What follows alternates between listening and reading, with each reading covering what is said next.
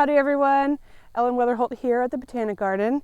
As you can see, I have a beautiful bulb trench dug and also some bulbs that are ready to go.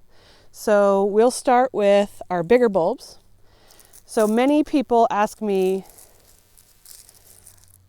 how to plant things, and everyone that is asking me about those things really worries about doing it wrong.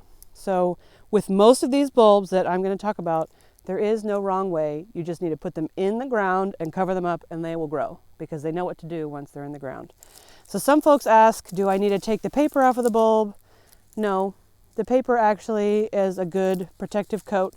It's last year's leaves. There's nothing wrong with it. It's totally okay. It's totally natural. If you don't like the way it looks, sure, you can peel off some of the outside, but it's fine. So this daffodil actually is a really good example. It has a top. There's not much here. You can see the nice fresh growth with those white through the paper. And then these are last year's roots. So that's down. So if you were really worried about this one, the roots tell you to plant down and the growth tip tells you to plant up. So this one has a few roots on the bottom, but it also has this nice basal growth plate. The basal growth plate is something that all bulbs, many bulbs, show.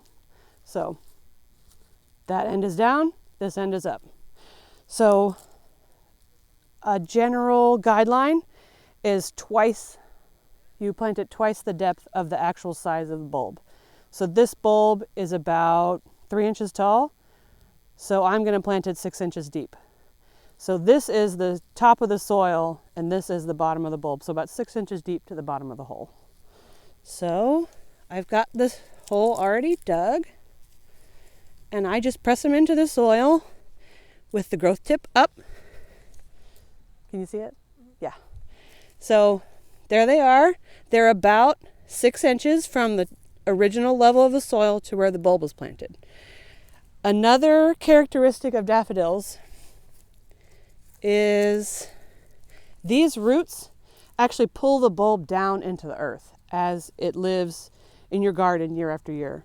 So just get them in the ground and they will do the rest of the work. So you can plant it 6 inches, but if your soil is too compact, just plant it so that the whole bulb is under the earth and you're good to go. Because they will travel down into the earth as they grow. Next up, I have hyacinths. These are, again, they've got that nice basal plate on the bottom that shows you that's where all those roots are going to form. And this is a nice growth point.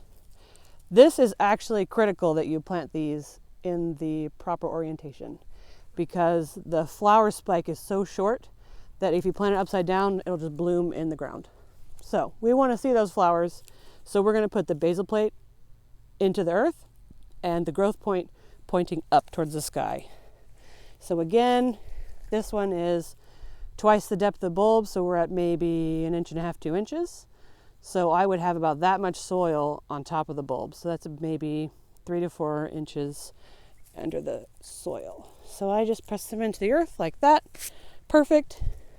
Here's the original soil level. So that's about 4 inches. And next we have tulips. So this one's got a little less distinct of a basal growth plate, but it still has those kind of like roots forming here, and then a very easy to tell growth point. It's nice and pointy. So I plant those with the point up, and again, it's twice the height of the bulb is the actual depth of the soil, so it'll have a few inches. So if you read the package on tulips and it says plant them 6 inches deep, that is good guidelines for someone in, say, Michigan or Wisconsin or Holland where these are grown, because they're going to have these forever. For them, this is a perennial bulb, but for us in Tulsa, it's a display bulb. So about 2 or 3 inches in the ground is good enough. They actually need to be a little bit higher so that they can feel the cold weather here in Tulsa because it's so warm. So it's okay to just plant these about 3 inches deep.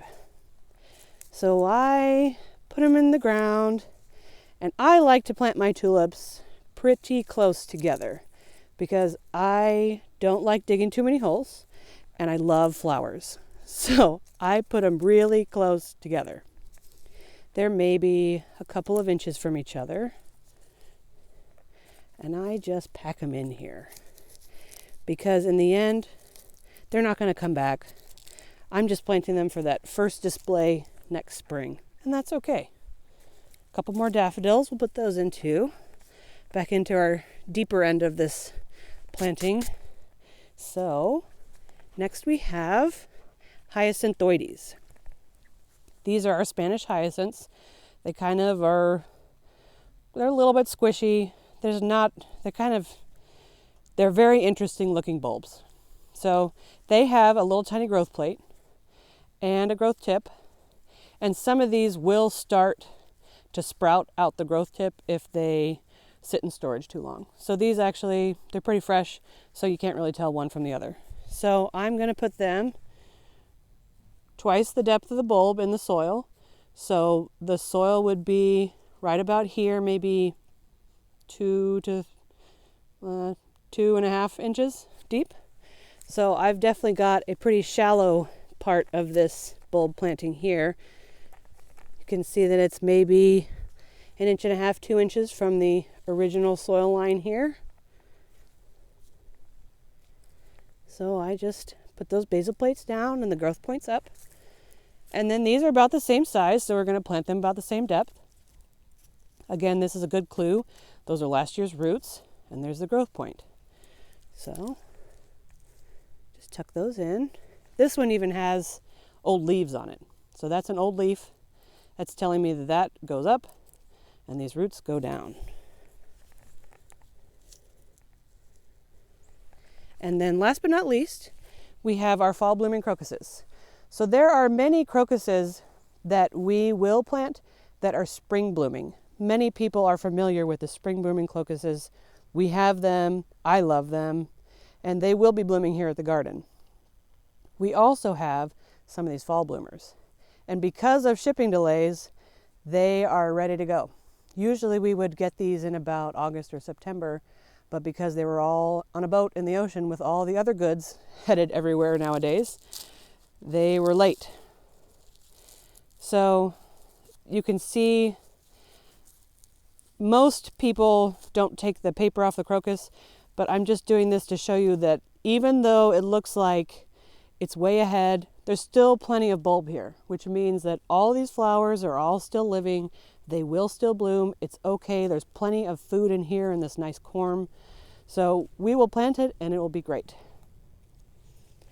Because these are so advanced, I'm going to put them sideways. So normally I would plant the corm with the roots down and the growth points up because that is the way they want to grow. But because these are delicate and the actual flowers are in these stalks, I'm going to plant them a little bit sideways. So I tend to put things with these super advanced spikes kind of at a little bit of an angle, and I rest the flower however the bulb kind of sits. I try to make sure that the flower spike is kind of protected by the soil that I haven't dug, the soil that's on the edges of the bed where I dug this hole. So I know that we're breaking the rules right here and that we should plant it with the growth points up. But as you can see, this is actually pretty fragile. It's not acclimated to being outdoors. It needs to be in the dark so that we don't give it a sunburn. So I just turn it on its side so that these growth points are protected and you'll still get a blossom out of that. So I just put them around the edges. And then usually in the bag you'll find some that are not quite as advanced. So I'm going to put these right in the middle. So if I had more bulbs, I'd pick all the long ones on the edges and all the short ones in the middle because we can cover that up and it'll be safe. So here we go. So I just gently put the soil back. You kind of try to make sure that everybody gets covered up. And you don't want to bury them too deep because these smaller bulbs do need to be closer to the surface or you'll never see their blooms. And even though our saffron crocuses came in a little late this year, they have not bloomed yet, so you will not miss their show. They will just bloom rather quickly. So make sure and check your garden every couple of days after you plant them, because they will be up before you know it. So I just kind of gently press it down, nice and flat. I just push the soil back in. There's really no rhyme or reason. You just got to cover everybody back up. I make sure if there's any like clods or anything from last year, I take those out because bulbs don't like pushing through that. They'd rather have nice sandy, loamy soil. Smoothing it out and kind of pressing it down.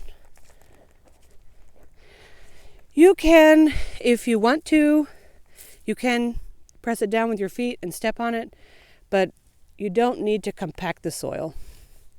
You just need to make sure that there's good contact between the bulbs and the soil, that the soil level is similar to where it used to be before you dug the hole.